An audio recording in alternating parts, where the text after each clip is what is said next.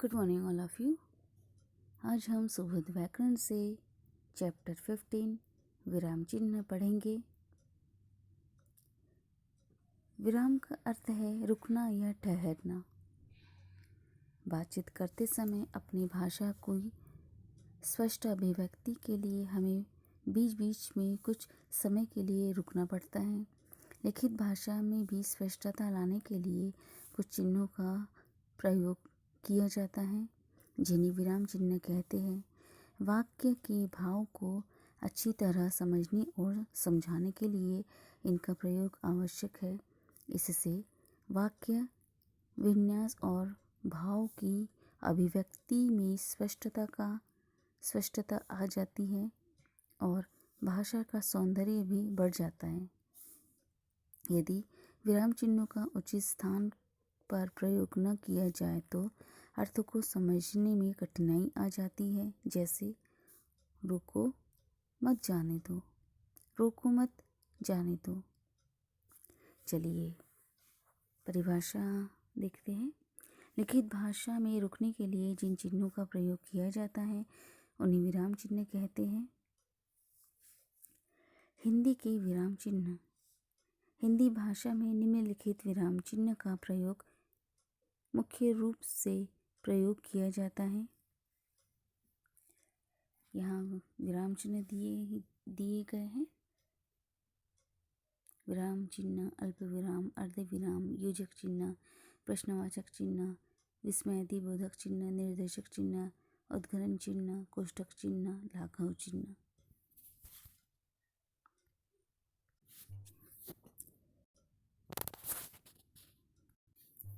चलिए अब हम इनकी परिभाषाएं पढ़ेंगे। सबसे पहले पूर्ण विराम। जहाँ वाक्य की समाप्ति होती है वहाँ पूर्ण विराम का प्रयोग किया जाता है। जहाँ सेंटेंस कंप्लीट होता है वहाँ पूर्ण विराम का प्रयोग किया जाता है। उदाहरण, दिल्ली देश की राजधानी है, राधा स्कूल जा रही है। सेकंड, अल्प विराम।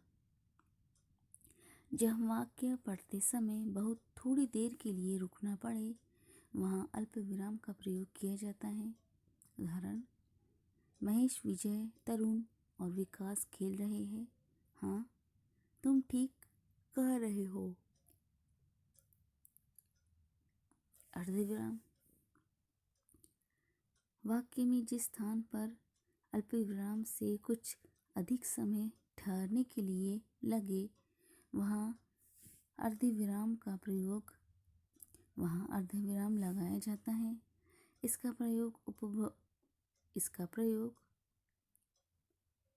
उपवाक्यों को अलग करने के लिए किया जाता है।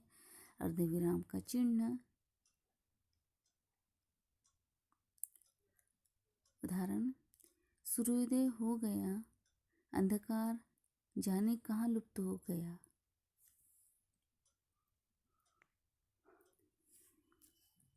योजक चिन्ह। जहाँ समस्त पदों के बीच संधि अथवा संयोग न हो वहाँ पर योजक चिन्ह का प्रयोग किया जाता है। उदाहरण, देशभक्ति, भारत रत्न, पाप पुण्य, राम लक्ष्मण आदि।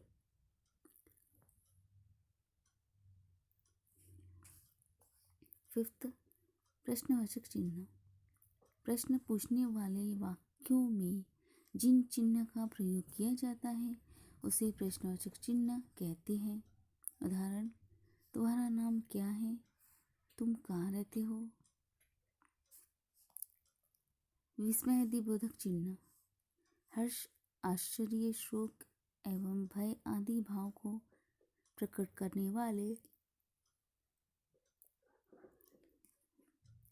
शब्दों या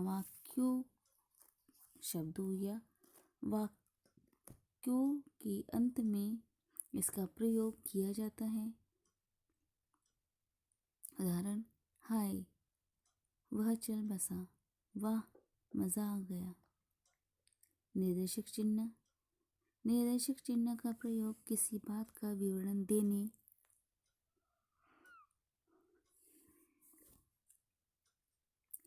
विषय विभाग संबंधी प्रत्येक शीर्षक के आगे उद्धृत वाक्य से पहले लेखक के नाम से पहले और संवाद में नाम के आगे किया जाता है। उदाहरण, राजा दशरथ के 4 पुत्र थे, राम, लक्ष्मण, भरत और शत्रुघ्न। रवि, तुम अभी चले जाओ।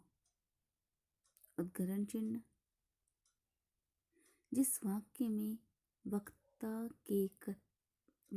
के कथन को पाठकों के सम्मुख जो का त्यों प्रस्तुत किया जाता है, या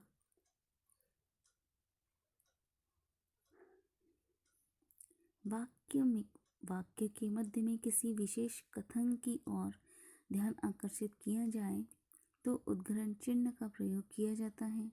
उदाहरण, नेताजी सुभाष चंद्र बोस ने कहा था, तुम मुझे खून दो, मैं तुम्हें आज़ादी दूंगा।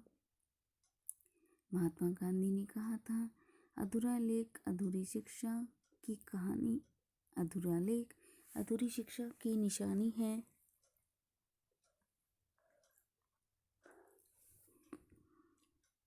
कोष्ठक चिन्ह। जब वाक्य में किसी शब्द या बात का अर्थ स्पष्ट करना हो तब इस चिन्ह का प्रयोग किया जाता है। इसका चिन्ह, उदाहरण, नीलकंठ, भगवान शिव के सामने नतमस्तक होकर प्रार्थना करो, उसकी बुद्धि बड़ी स्थूल है।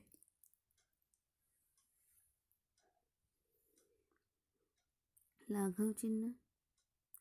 किसी बड़े शब्द को संक्षेप में लिखने के लिए उस शब्द का प्रथम शब्द लिखकर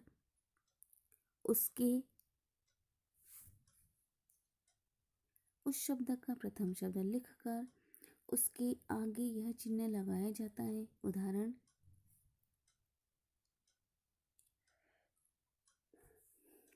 प्रोफेसर, डॉक्टर, पंडित, मान्यवर, चिरंजीव, आयुष्मती आदि।